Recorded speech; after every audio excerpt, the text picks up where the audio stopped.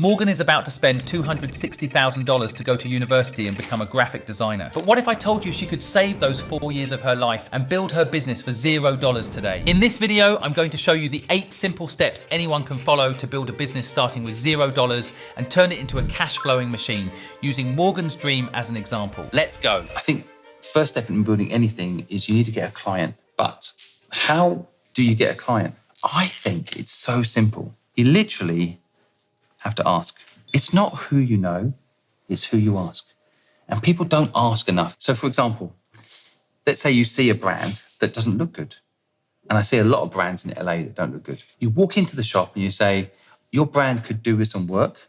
I can fix it for you and it will equal more business if I do. You'll be shocked how many people will say yes when you do this. So I used to ring up companies and say, oh, just looking at your brand, it's really bad. My company, Fluid, can fix it for you. And they'd be like, oh, great. I was thinking we needed to do something with it. I just haven't had time to find someone. Come and see me tomorrow and we'll talk about it. So you got lucky, right? But if people are listening, they want to find a client, you just have to ask. Now, often asking sounds like sales and people get a bit nervous about sales, but sales is just storytelling. So in your case, I'm a student trying to put myself through graphic design school. I am good. Let me try. If you like it, pay me, right? That's not hard. It's not a hard sell. They say yes, they say no. If they say no, you've got nothing to lose. You haven't lost anything, right? Yeah. But asking is key. The second thing to get a client is ask your network. So your parents, I'm sure they've got a lot of friends who own companies. And you might be surprised to get them, one of them might like you to design their new brand for their new company or update their brand of their company. And everybody has a friend that they can ask that has someone that probably has a company. And so sometimes it's not who you know, it's who you ask. And so your network can also be your net worth, as they say. But I also think more importantly, that network will know someone that could be using your service, right? But I think getting a client is a lot easier than people think. These days, social media. Social media is an introvert's friend when it comes to building a brand. If I was you, for example, I would document in your own way this process of starting a company or just designing a logo. This is the brief. This is what I'm doing today. You can take pictures of your sketchbook and put it up. And you'll be surprised how many people might see that and go, you know what, I want someone deep thinking about my personal brand or my company brand, just because they saw one post on social media, which won't cost you anything to post, right? Right. So I think it doesn't even need to be you talking to the camera. That's not your thing. You can literally take a picture of the process and put it up on Instagram and someone will see it. One person, that's all it takes to see it and say, you know what, they DM you, I'd like you to give this thought to my brand too. So get a client. And it's much easier than you think. You just need to ask. So that's step one, obvious, right? Next up is niche. Now, we spoke a little bit about this off camera, right? Mm-hmm. There is something really powerful in being niche. So for example, you're designing my brand.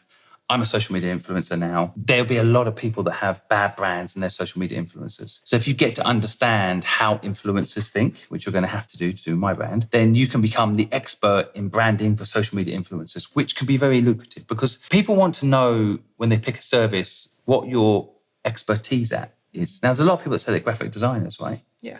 That means your competition is vast. But then if you say, but I only work on social media influencers, and I only work with social media influencers that have a purpose, that has a meaning. Now you've got a much smaller audience size, which sounds bad, but actually it's a much clearer target group. Equally, that target group will get to know you because this person only works with influencers that have a purpose. So they'll feel a connection. Mm-hmm. You understand what I mean? Yeah. Because most people in marketing or sales, for that matter, they think hit everybody. But the power in niche is so much more compelling. I think you're still in the development stage of where you want to go because you might want to do products, you might want to work in other markets overseas and so on. So I don't think you have to make a decision yet. I just want you to have this knowledge about niche. Okay, because a lot of people, it's counterintuitive. Sometimes when you're starting out, you want everyone to know you can do graphic design. Yeah. But actually, the power comes in a certain group of people knowing you're particularly focused on that area. So keep this in mind as you develop. And I think it should come from what you personally enjoy doing. If you like designing brands for influencers, that's the route you go down. Give yourself that niche if you can. Name it. This is self-explanatory. You need to name your business. You got to think a little bit ahead. Do you think you'll get a co-founder? Do you see this just as you doing graphic design? You just doing graphic design, the only downside is it's hard for you to have a holiday. Yeah. It's hard for you to have time out later. So there's lots of examples like there's big design firms like David Ogilvy. I don't know if you know them. David Ogilvy, eventually David died. And so it just became Ogilvy, right? So that's fine. And then you've got, companies like Leo Burnett. These are big brands, right? And these started out as people's names, but they then became the brands. Right. So you can do it that way. I went down the route of calling it Fluid. That was the name of my agency. And we had a tagline, design and marketing, because we were combining graphic design with marketing strategy, which made the design more powerful, Right. It wasn't just a design, it was linked to success of the business, right? So this proved to be the right model, because then me and Helen, eventually, we got someone else to run this for us. Yeah. And we didn't have to work it every day anymore. Why did you end up calling it Fluid? We had two names. One was Pink Tank. We thought that would stand out. You can't forget a pink tank, can you? And then Fluid. Fluid one, I think a lot of our clients were back then more established companies. So Pink Tank was a little bit too edgy. So Fluid is what we landed on. But we could also trademark it. That was quite important. So we trademarked that back in 2000. It was a name, a word we could own. So that was good. Now, I like your surname, Sullivan. I can see something, I can see a kind of Sullivan design kind of model, right? So SD, I can kind of see something like that. I quite like Morgan as a name as well. And Morgan Design has a ring to it. You have to check you can get a trademark for it, right? Again, MD is pretty interesting as a letter, symbolism. So you can play around with this and have a think. Or you can come up with something completely different. I think once you know your niche, it might help. If, for example, you're going to help only people that help people, then you might want to call yourself impact design or play around with with that kind of terminology. Yeah. But I think naming it, once you name it, it's like having a dog or a kid. You can't give it back after that. Yeah. And that does motivate you. You're building something, a brand, not a business. And so name it. Next up is step number 4. By now, you should have a business name and a clear idea of what you're going to be selling. So it's time to make the name official and give it a home by securing your domain name. This is a moment when your business starts to feel real. I reached out to my friends at .store to ask them if they'd sponsor this video, because honestly, what they offer is exactly what I wish I'd had when I started my first business. Whether you're launching an app, a product, a service, one thing is essential. You'll need a strong, professional domain name from day one. It's not just about having a link to share, it's about branding and trust. That's why I always recommend getting a .store domain, especially if you're launching something e-commerce related or product-based. It instantly tells people what your site is about, selling online. And it's not just me saying this. Massive brands like Mr. Beast, Rihanna, and Ronaldo all use .store domains. In fact, .store sites have seen up to 87% more traffic and double the Google rankings, meaning more visibility and more sales. For a limited time, you can grab .store domain for just 99 cents using the code SIMON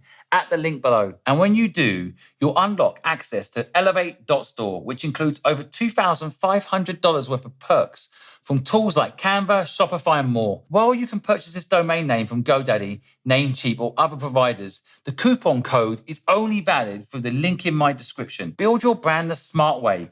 Grab your .store domain name today. Next up, case studies. The biggest single thing I learned building Fluid was your credibility came from not what you told people you did, but from showing people what you did. So, again, you've got a lucky break.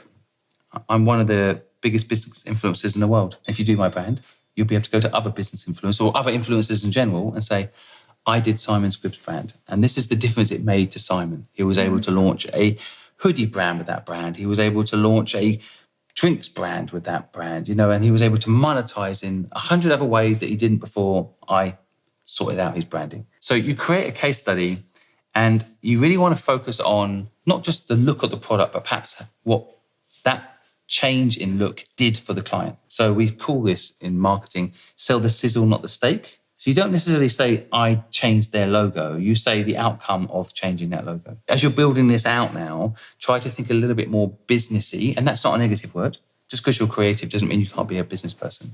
Right? It's definitely all teachable. But as you're building something, you kind of want to create, like, okay, Simon, now you've got the logo. What happened after that? You sold hoodies now. And people bought them because the logo is cool. So that kind of case study is vital. And I also think understanding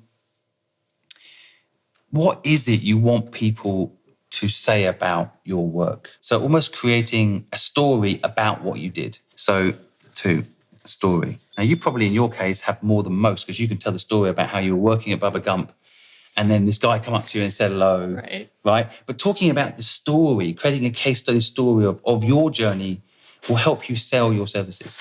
And I think the story is quite compelling. You're working 2 jobs, you're studying, you're pushing yourself. A lot of people relate to that story. A lot of people who are successful in business today that need a rebrand of their business or their personal brand will remember they were like you once, right? So telling this story is vital, and people don't tell their story enough. You will say, hi, I'm a graphic designer, but I'm just a student. I'm not very good yet, I don't think. And instead you want to say, look, I'm on this journey to become one of the best graphic designers in the world. I love the process of creating. I really enjoy it. I love creating art and business. It's kind of interesting to me. And, I'm doing 2 jobs right now, but my dream is to do this full time. You know what I mean? Like, that storytelling is very powerful. And you need to make sure you build it into your communications. Partners. Whatever you build, you're going to need partners. And there's various different types of partners. So there's family, they need to support you. Right? It sounds like they already do. You sound like you've got very supportive parents, which is amazing. But equally, like I said, if you go down this route and you do this kind of full-time graphic design thing, your parents need to promote you. Your parents need to fully back you, not say, oh, are you sure about this? You should do this. They need to be behind you, right? So that's one type of partner, your family, your circle, your friends, right? They also need to back you. And I personally remove people from my life who don't back me. And there are some people out there that are bad influence. Like, oh, come out this weekend, Simon. What's wrong? You're only young. And now I know a lot of those people that were telling me that when I was younger are now working all the hours God sends and they never see their families. Whereas I have my son right here with me right now. Right? I spend my time with my family doing exactly what I love. Because when I was younger, I wasn't tempted by those other people's view of what a good day was or a good week was or a good weekend. Right? I was able to say no, and I made sure I had the right friends around me. And that's not easy. If you're the wrong influence, very easy to stop focusing on your dreams and start focusing on just trying to people please, right? Having the right friends around you. And then I think a co-founder in business is very powerful. So again, off camera, we were talking earlier to Helen, right? Helen and I became co-founders in a company together. So Helen was the designer and I was the marketing person. I didn't have her talent and she didn't have my talent.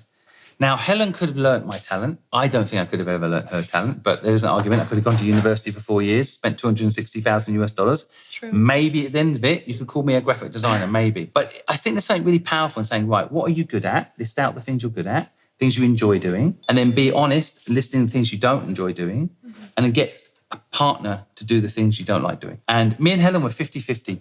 Again, a lot of people tell you not to do this. This is my opinion. It worked really well. We were equal. If I was 51 and she was 49, I'd have to work a little harder than her. And I'm only 49. A lot of people say don't do equal partnership because what if there's an argument? I want to expand into other markets and you want to stay local in America. Oh no, now we've got a problem, right? We're going to have an argument. But frankly, 49 or 51 doesn't make any difference. You're still going to have that problem. You should be planning out together where you want to go. But I think a co-founder is a really powerful way, and then you're not alone doing it. So it's something for you to think about. I don't know you really well, but I think generally this is a good thing to think about. Can you outsource the bit you don't like doing? And then, yes, you might have only 50% of the company instead of 100%, but it'll be more fun.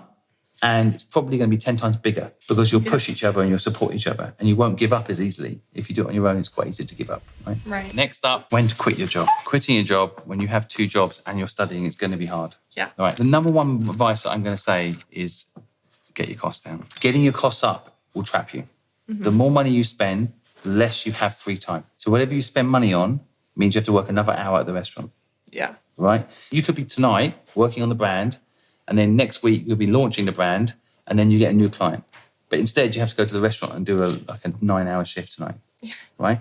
So, and I totally get it. I think I was there as well when I was your age. But I think, getting your costs down and then try to figure out how you can gain back time. Right? Every 100 quid you save is a whole shift today you don't have to do, right? So get your costs down. I think the other way is build a little income stream. Now, I think social media is totally undertapped still. Yeah. People think there's so many people on social media, oh my God, it's so competitive. No, I don't know a single person on TikTok documenting their journey of becoming a graphic designer. I don't know anybody. I don't either. So that could be you, right? And that could make you money. And that could be making you $20 today, $30 tomorrow. If you go live on social media here, like I'm live, people can give gifts on here. So I haven't checked this live, but I often end up with $50, $100 of gifts every day. Wow. I give that money away. That's my decision. But you could be putting that money in your bank. Yeah. So you could be literally designing your project now, going live and making money on that live. The other thing is save some money. If you can save yourself 2 weeks worth of your 2 jobs, that's 2 weeks of freedom to work on building this out. So every time you work a shift, I kind of want you to realize that every time you spend that money, you restrict the amount of time you could spend on being focused on your dream. So save money. I know it's hard when you're young because you're like, I'm working 2 jobs, I'm studying, let me just go out and have a meal with my friends. No, yeah, I'm thinking about all the Taco Bell I've bought. Yeah, exactly. Then the guy at Taco Bell is sitting on the beach somewhere laughing his head off. One other thing, look at your monthly costs. Let's say, for argument's sake, I'm probably going to be way off here, but let's say your monthly cost is $2,000 a month. Let's just say you somehow get a little bit, let's say, social media income, and you get 1 client, and you can get this down to 1,500. In other words, you've got 500 coming in. You look at how much time you're saving, $500. You can put into making more money. It's self-fulfilling, you see. Basically, what you want to try and do is save enough money to give yourself 3 months. I can almost guarantee if you're full-time for 3 months on graphic design and you follow the things I just said, within 3 months, you will be earning $2,000 and you don't need to go do those 2 jobs anymore. And you can be doing what you said your dream is, which is graphic design. That would be Service business is like the best business in the world. Now, one thing I can quickly tell you, cash flow is very important so you can quit. So let's say me, right? I'm your client. I paid you in advance. People should pay you in advance. The normal model that I think everyone should understand is the 50% model. So normally, let's say you say, Simon, design your brand is $5,000, let's say. But I'll take $2,500 now and then $2,500 when it's finished. That is very normal. Now, if you get paid $2,500, now you've got more money than you were in your job, right? And that means you can work on the project all month, not do 2 jobs. Yeah. And then once you've delivered the project, which shouldn't take more than a month, right? There's no way it would take more than a month. No. It can, but it shouldn't. Working on it full time. No, it will be finished much quicker than that. But let's say the whole process takes a month. Then I pay you the other $2,000. You've already got the money for the whole month ahead. Cash flow management is the single biggest reason I think businesses fail and succeed. So if you can get this framework right, I predict that you can quit without too much worry, and you will quickly, within 3 months, if you follow this formula, be able to do your dream. The final thing I'm going to say to you, enjoy the journey, okay? Because my favorite time in my life was when I was building the company. Mm-hmm. When I sold it, don't get me wrong, that was an amazing thing too, but I still often, the thing I remember is not when I sold it, it's when I was building it. Yeah.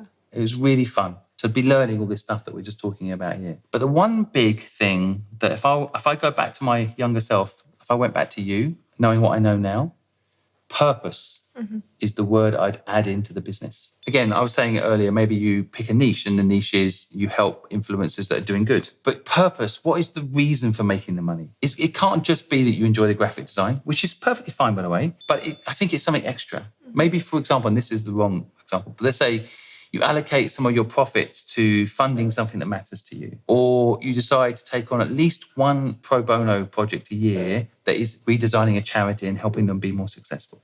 I'm just picking stuff up. You have to dig deep. Where your pain lives is where your purpose lives. Yeah. So whatever your pain has been is where your purpose lives. It could be, by the way, that 5 years' time when you're a successful graphic design agency, you go back to that student who couldn't afford to go to university and you do what I'm doing for you here. That'd be really cool. It might be that. I think you have to go through the process. But I wish someone had just talked to me about this word. It's not some fluffy, frilly word. Purpose helps you get through it because it's not easy building anything. It's not easy working for someone either. You've got 2 jobs. Is it easy working for those people? No. Of course not. Working for yourself or working for someone else, they're both hard. But purpose helps you get through it. Yeah. So it might be something, as you go through these steps I've just gone through, at some point you want to add purpose into your business. If you want to follow Morgan and her journey, I'm going to put her social media handles down below. And if you have any questions for me, let me know in the comments. I'm off to have some chicken now. See you later.